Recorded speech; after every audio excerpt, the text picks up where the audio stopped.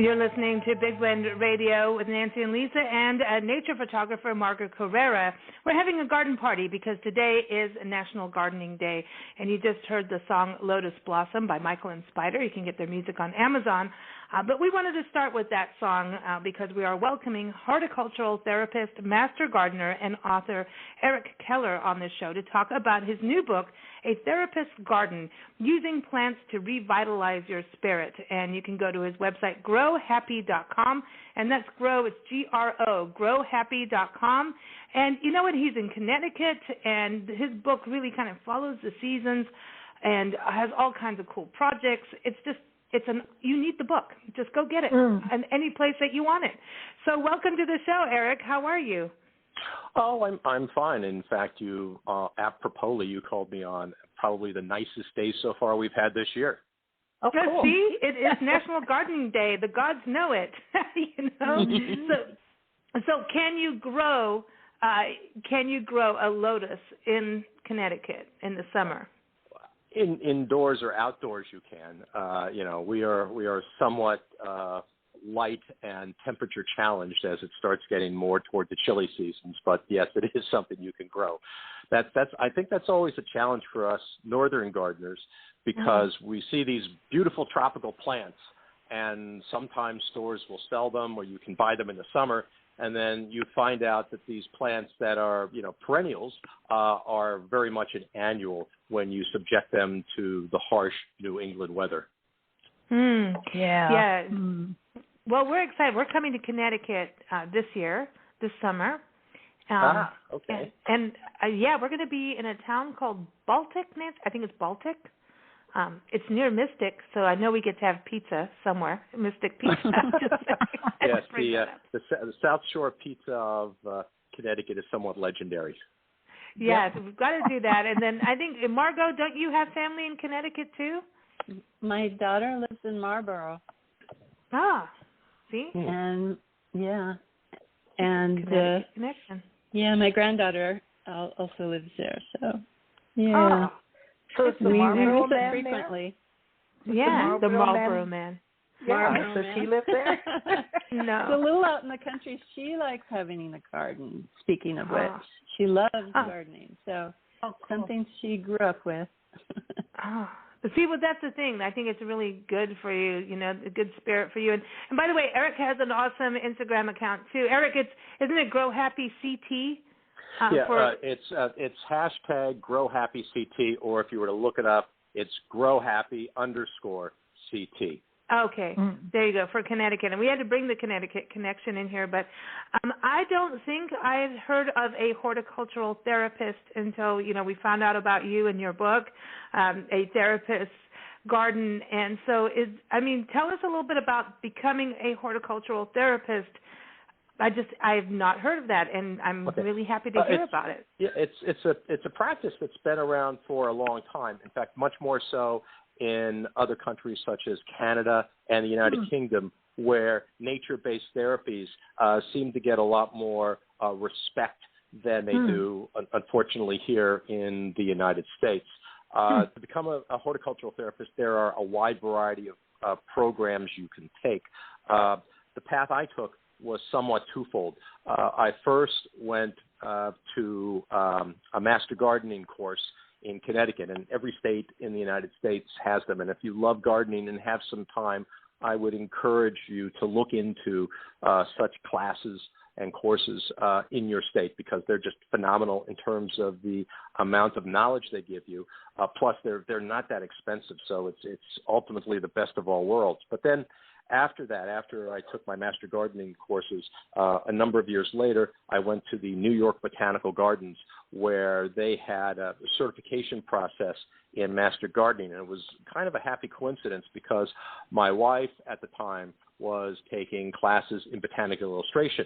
And me being the nosy husband that I am, I was looking through the catalog she got from the New York Botanical Gardens, and tucked in the back was certification courses in horticultural therapy.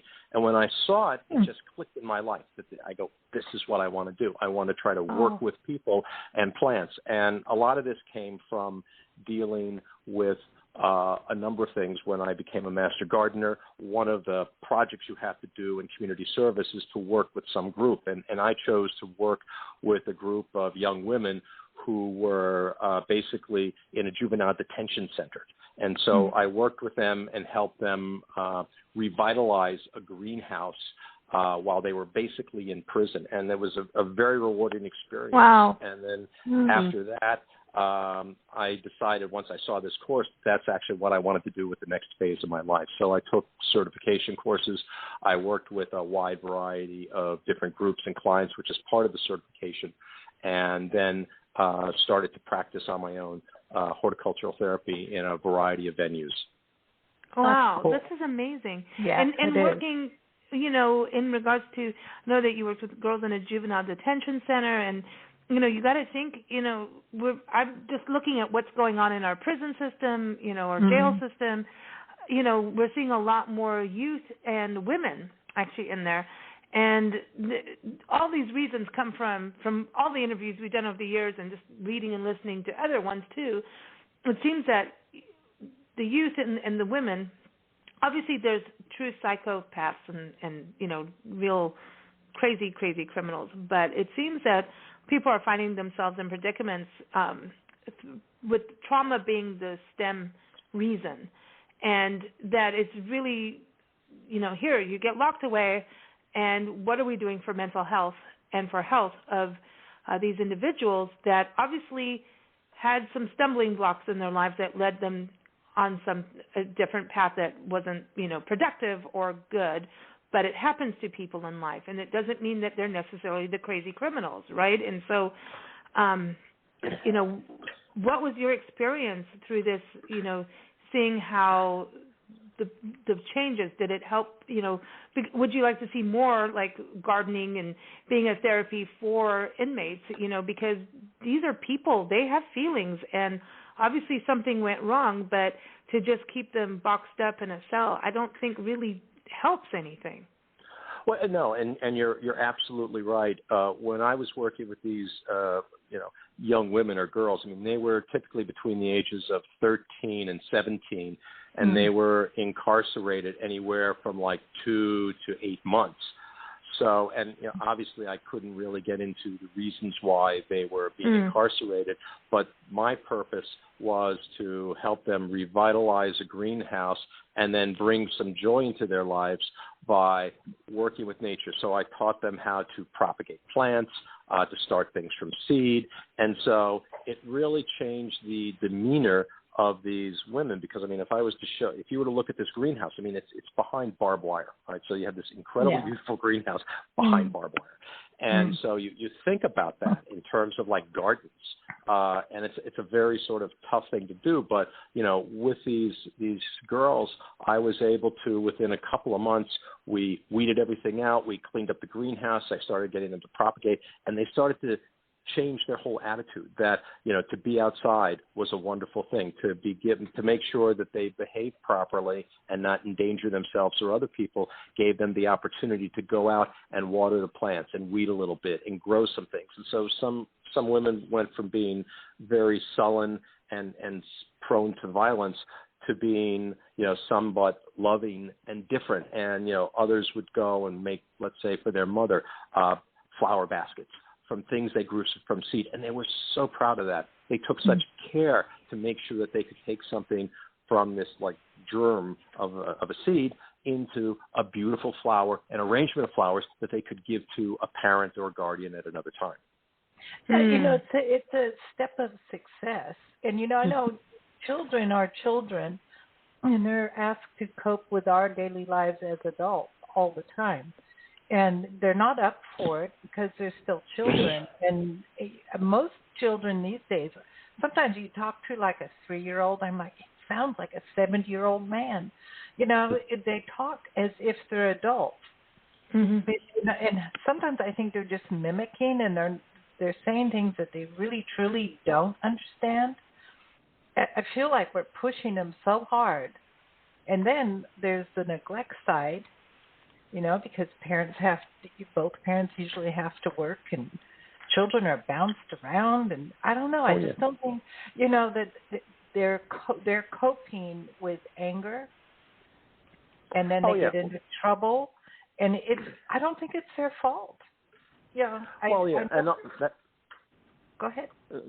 The thing is too is that the other children that I've had a lot of experience with and as it's recounted in the book, is I worked for 3 years at a facility called Green Chimneys in Brewster, New York, and that's a school for at-risk children, anywhere from the year of kindergarten to grade 12, and half live there on site, and then the other half don't. And so I worked in the gardens with the children of a variety of ages, using different therapies and using different practices to try to get through to them, because they all had very different problems, and they all had very different challenges. Some were physical, some were mental, some were emotional. So you have to use different ways of trying to reach them and to get positive things out of them working with plants. I wanted to go to Margot on this, because I know, Margot, you have the medical background, especially with Jorge, your husband, Dr. Jorge Carrera. What do you think about this in regards to for patients as well, medically going through something? Because I know it's integrative health. We've talked about for years with you and Jorge, that this is something beneficial just to keep the stress down. Oh my gosh, yes. I actually have a degree in psychology as well. And so this fascinates me. Your book fascinates me because I love gardening. And I can talk about it personally, actually, not just from the clinic or the doctor's office, but we always tried to keep our office beautiful. I always put up photography of flower gardens and to make the area comfortable and peaceful while the patients were waiting to be seen. And I remember having a stress test once, and you have to run on this treadmill, and you're not feeling quite well, because I was taking, I had breast cancer, and I was taking chemotherapy, and they give you this stress test to make sure your heart's okay. And what do they have on the wall but the forest? And so I just took myself mentally off the treadmill, and I placed myself in the forest, and I just ran in the forest, and I felt wonderful. And I was able to finish the test, and so, but as far as health and recovery, I really do feel that when I am stressed and I get fatigued, and when I'm fatigued, I fill up by going into the garden. And for some reason, just seeing the beautiful flowers and connecting with nature, it really fills my soul, and it's like medicine for me to be in the garden. So that's my take on it. You know, I remember being in a doctor's office, and a painting on the wall was a doctor with a mask on, holding a baby, and it looked like by the neck, and holding a big syringe pointed at his little butt. And he's going to give this child a shot. And I walked. I couldn't sit there. That painting disturbed me. This is so many years ago, and it still disturbs me.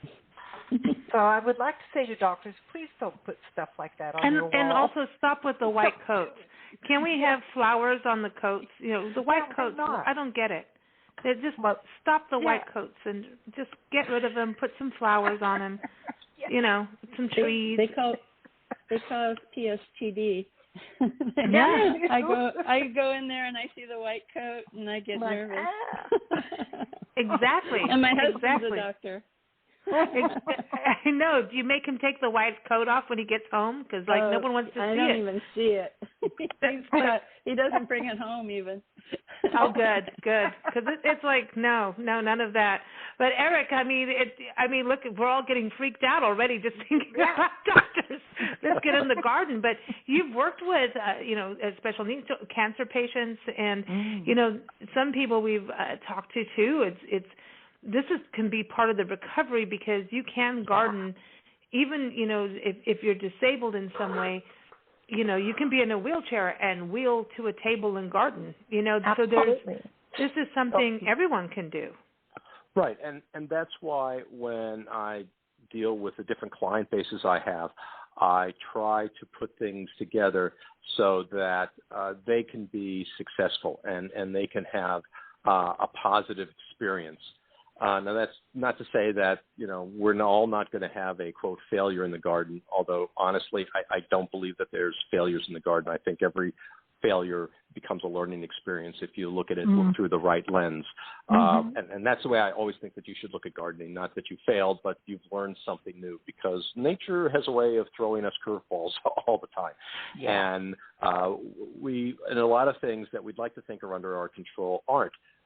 So there's things with my lessons that I always hope elicits a positive response. But I'll give you two different examples of a similar, basically the same kind of exercise with very different responses. So a number of years ago, I had a client, and it was a gentleman, and he had just lost his wife to cancer. So at one of the places I practice at, Ann's Place in Danbury, Connecticut, it deals with people who have had cancer, families, and anything associated with with cancer. I have therapy classes for all of those different types of clients. And so a gentleman came in, and it was a aromatherapy class we were doing to making sachets.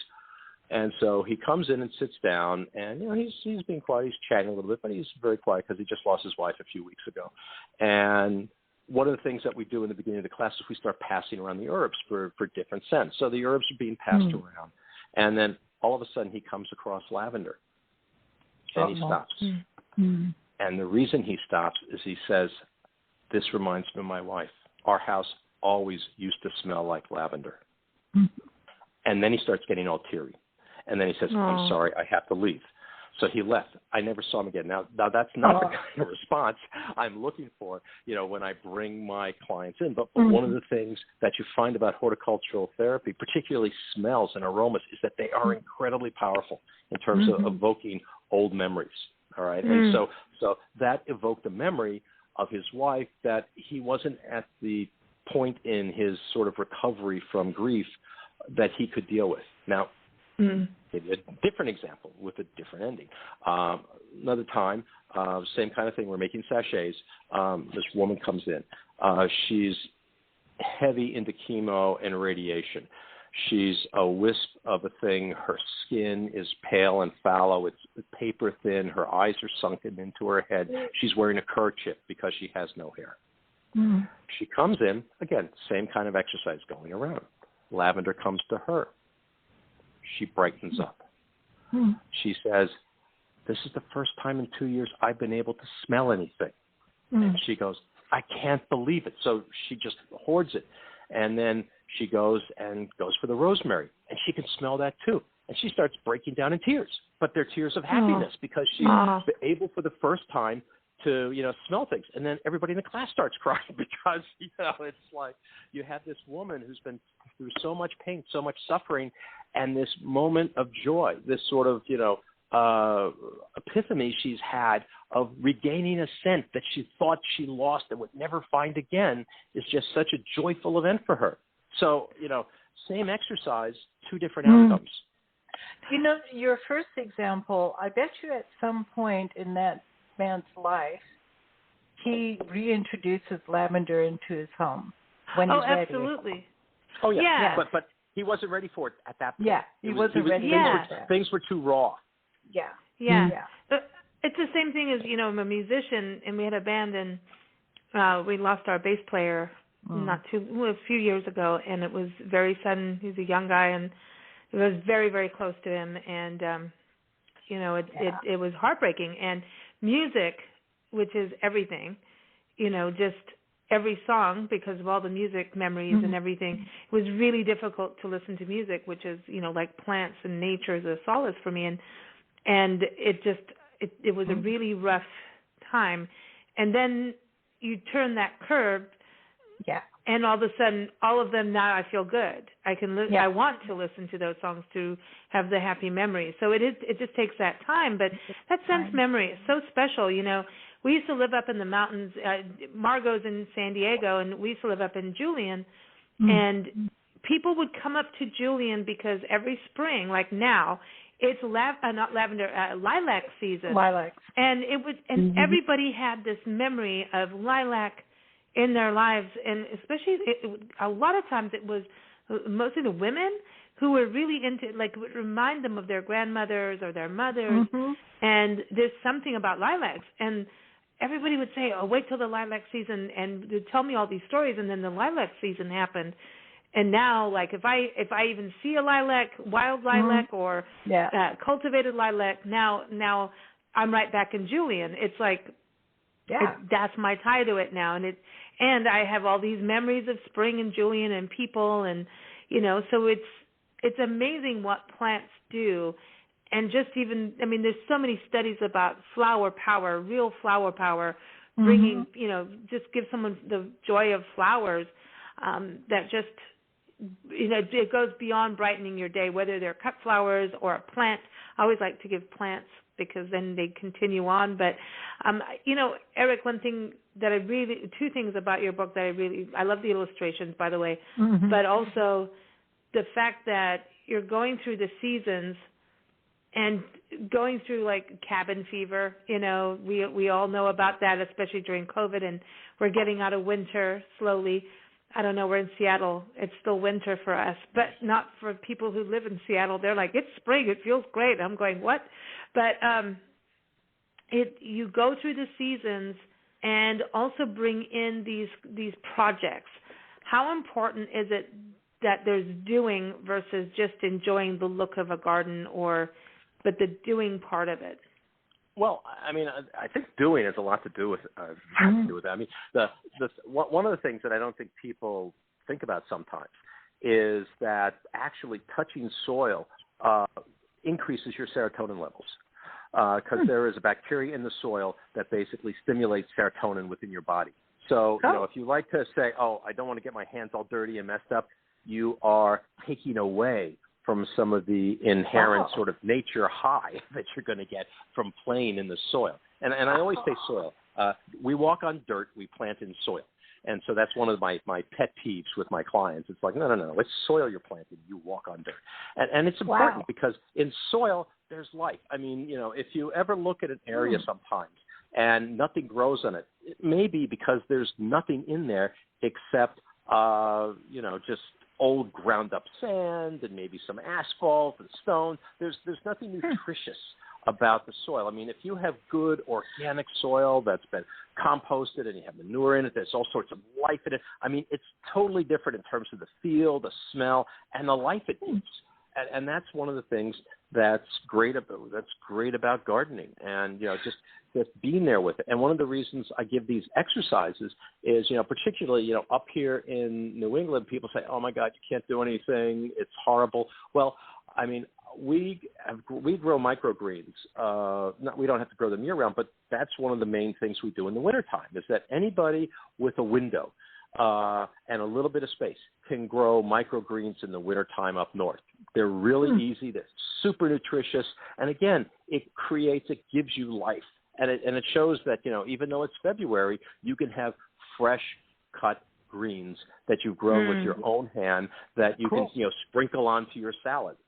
And if you're a little more ambitious, there's various types of, fairly low-tech types of hoop houses and cold frames that you can create. I mean, we were harvesting salad until about the middle of January in our house. And then we got some cold spells where it went down to about 5 degrees Fahrenheit. And then at that point in time, all the protection you have in the world isn't going to do you very good. However, because I did have a bunch of greens and things covered, I was able to pull carrots out of the ground through mid-February, and a number of the greens, Claytonia and miner's lettuce, I was able to seed in the fall, and now they're coming up full. So even though I'm in the middle of April, I'm beginning to harvest greens from my very own garden. Wow. And you're doing miner's lettuce. Cool. That's so cool. We used to have miner's lettuce grow wild in Julian, back to the lilac land. Right. And it's absolutely it's absolutely delicious, and it's so healthy for you. And I mean, it pretty much it self-seeds. So once you have it going in one place, it'll pretty much keep going. I love tea. It makes good tea.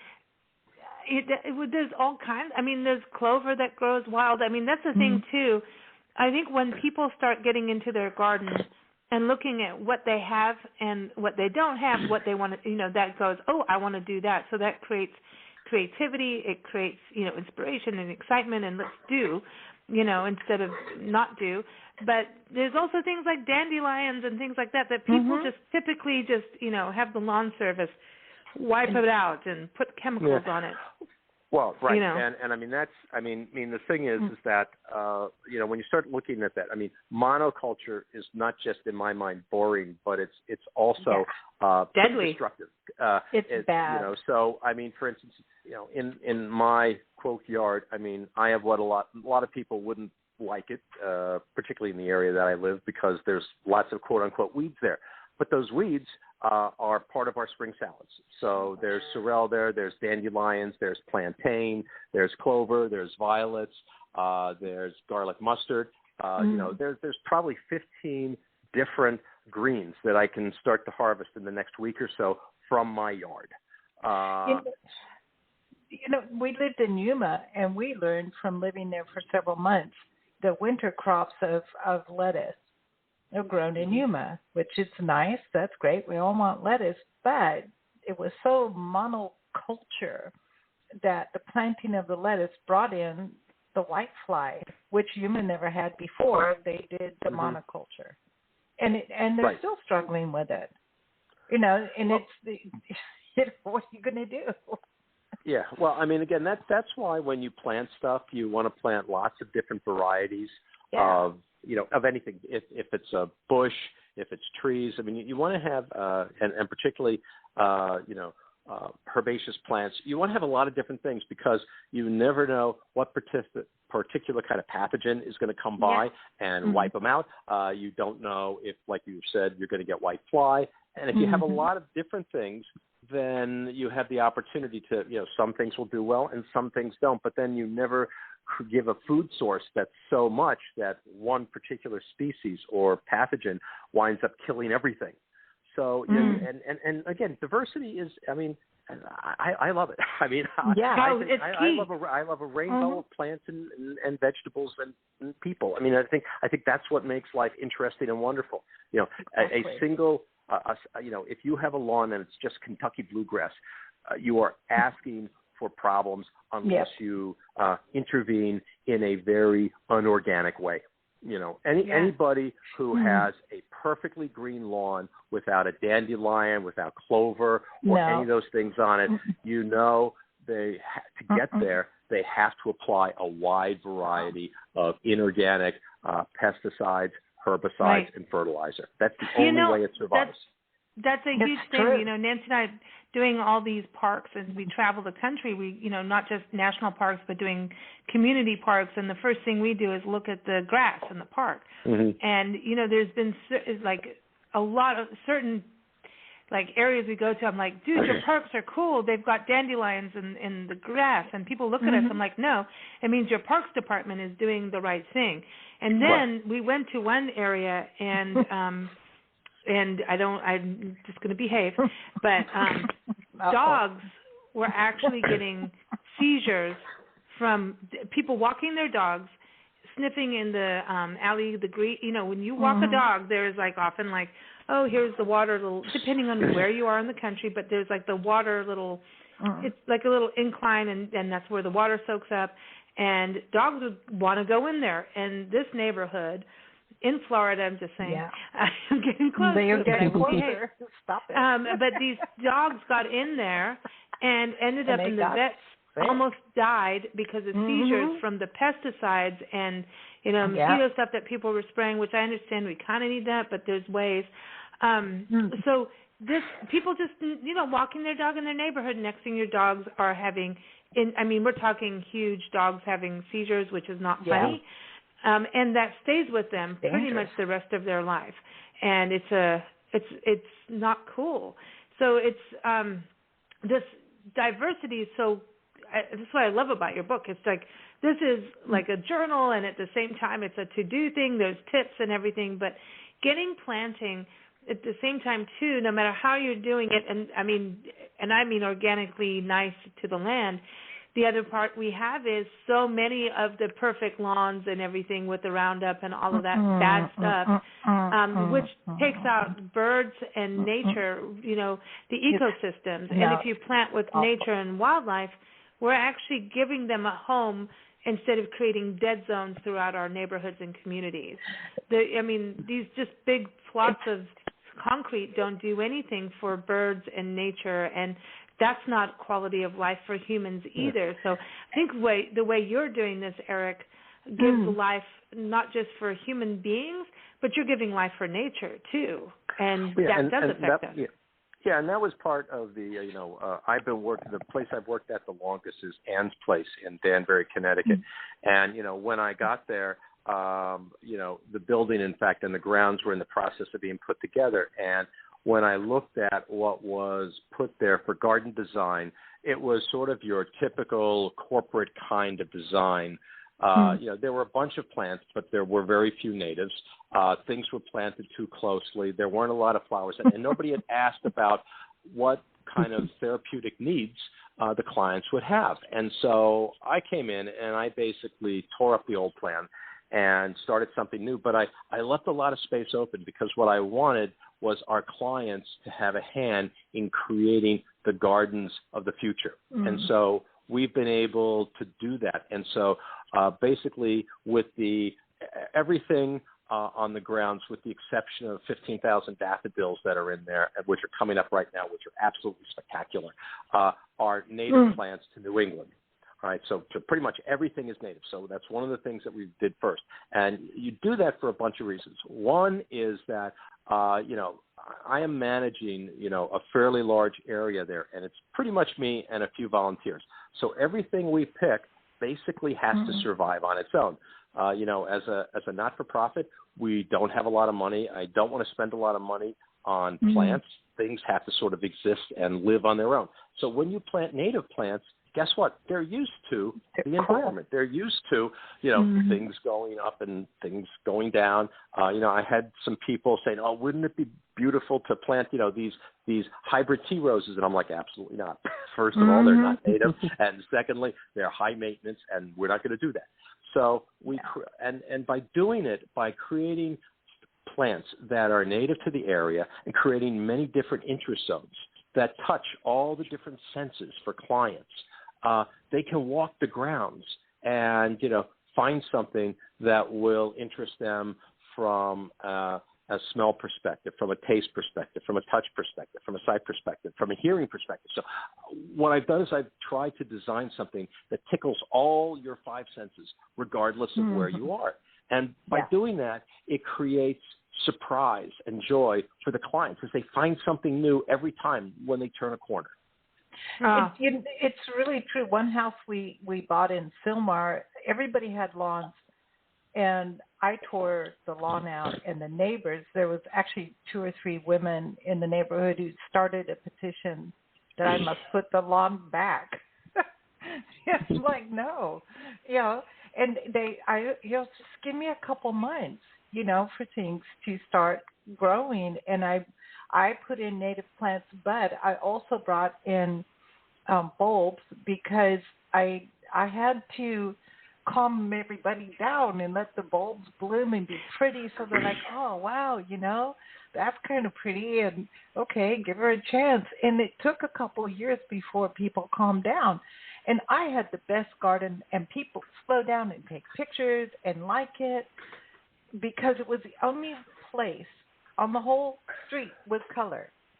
Everything else was just green lawn. And it was like, come on, people, get over the lawn. Well, you do a lot of wildflowers, Nancy, and then also, you can get bulbs that are natural. Bulbs aren't not natural. Yeah, but, it's a desert climate, so it's not that easy all the time. But the lawn thing, first of all, the water bill and the waste, to me, watering a lawn in the desert, unless it's like for a football field or something, come on, people, we need our water. Margot, is that something you deal with in San Diego about water in your garden? Yeah, we've been lucky this year to get a little bit more water, but they were talking about having us cut back about 15% of our water use and more fines and what have you. And we do, the house we bought here when we moved in a couple of years ago does have lawn in the front yard, and we keep talking about wanting to take that out and change that environment. The other thing I don't like is when it's just people take out the lawn and they put the stones, No, that's not good. It's just a yard full of stones. That's not nature to me either. So no, it actually raises the heat. It raises the heat in that environment. It's not a good thing in the warmer climates. It raises your heat by your house. We measured it 15 degrees. Yeah. When we were in 29 Palms, this one part was all gravel. I took it out because it raised the heat by the wall was 15 degrees higher than a wall that didn't have gravel next to it. So you don't want to do that because your air conditioning bill goes up. So, get rid of the lawn, but don't put in the stones. I love this. We bring a horticultural therapist on the show, and Nancy goes on a complete rant. Sorry. But Erik, it's true. The diversity is key. It really is. And if you want to do, like we were talking about earlier with Klaus on the show, that, containers, that's different. But what you're putting in your garden, that is, it's really, you can do successions, things start popping up. To me, one of the joys of gardening is walking around the garden every single day to see who's going to pop up. What's changed here, and you've got to look also for, hey, is there a caterpillar eating this? Now, is this going to be a good butterfly, or what's going on? Are we going to help our monarchs too? I think what do you think, Erik, about the projects like having a certified wildlife habitat and like a monarch way station? Is that something that you say is a good thing for people to get behind as a project? Yeah, absolutely. I mean, it's funny. About 5 years ago, a butterfly weed found its way into one of our gardens, and I had a couple of people at the facility say, "Oh, we don't want this here," and I'm like, "Yeah, you do." And they go, "Well, why?" And it's like, because this is what monarchs will lay their caterpillars on and feed on. So, initially we had like one milkweed, and then we had two milkweed, and then in the third year we started getting monarchs landing there and having caterpillars. So it was wonderful. Cool. And then last year for some reason, aphids. I'd never seen anything like it. Aphids wiped out everything. And I mean, I took a vacation for like a week and a half, and when I left, there were a couple of aphids there, and I sprayed with neem, which is an organic, neem oil, or an organic application, which is good and safe. And when I came back, these plants were gone. They were decimated. So they a couple lived through, so I'm hoping to do it. But I had to educate everybody there in terms of, this is beautiful. This is going to be a pollinator garden. We're helping the monarchs. And I think that's a big challenge, is that people need to be educated, because you can't have beautiful monarchs unless you had food for the caterpillars. And so, and if the only food for a caterpillar is milkweed, that's it. If you're a monarch, you've got to have milkweed. Otherwise, that's right. It's not going to happen. So I think part of it is just an overall education. I think that people in general don't necessarily appreciate what they have, and maybe until it's too late, it's gone. I mean, if you like to have all sorts of different birds, and you like to have different butterflies and all that, you need to have all sorts of different plants, and they need to be native, because those are the ones that the birds and the bugs and the butterflies will feed properly on. So, I mean, and I think that's all part of just sort of trying to be one with nature and living it in sort of a happy way, versus trying to force your particular will on the ground. And whenever I think we try to do that, it always winds up in a bad way. Yeah, I agree. I think I love the education part of it, because you've got there's aphids, but then that's what the little goldfinches get to come and eat. I was going to say, do you have goldfinches? At this time of year, not so much. They're more further north, so nothing was picking them off. I mean, and they just, and in fact, they took out everything. They didn't touch the sunflowers. We have this little area that I created called Pollinator Garden. So we have sunflowers there. We have anise hyssop. We have milkweed. We have lavender. So and the reason this area got like this is because it's next to a parking lot. It's very hot. It's also where they dump a lot of salt and sand when they plow the area. So for 5 or 6 years, I tried to grow all sorts of different stuff there, and nothing would take. I finally found a bunch of plants that would grow there and stay there and persist. So milkweed is one of them. So I think this year we'll be starting, the milkweed will come back. I got some pods, and I did some self-seeding in the fall.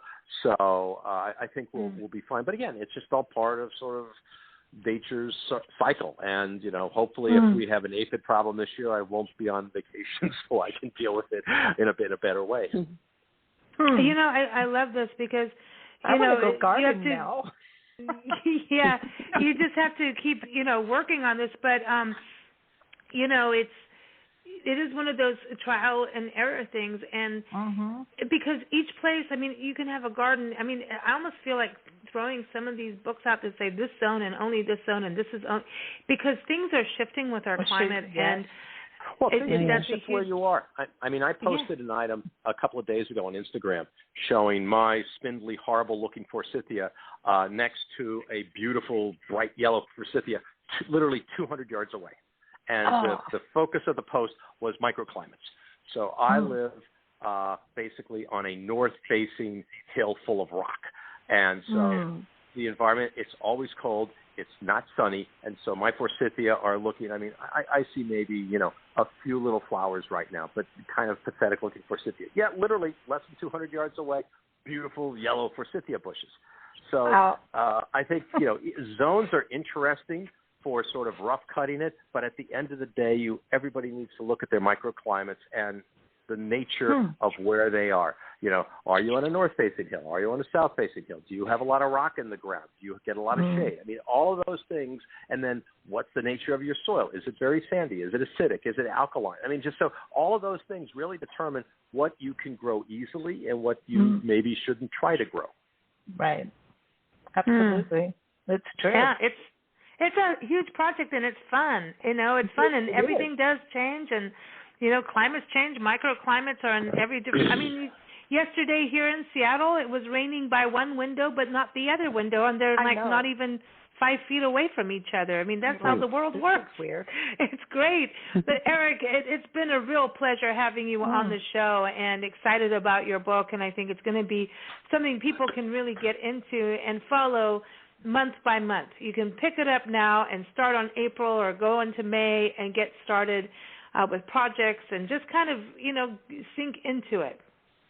So everyone, the website again is growhappy.com. That's GRO, growhappy.com. And it's Erik Keller, and that's ERIK, Keller.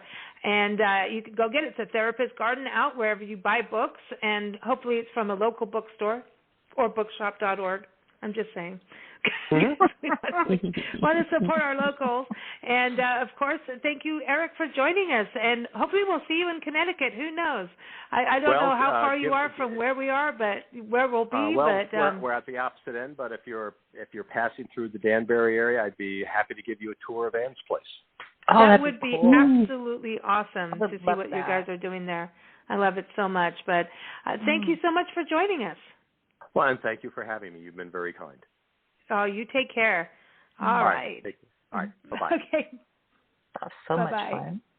I know. It is so cool what he's doing. I want to go gardening.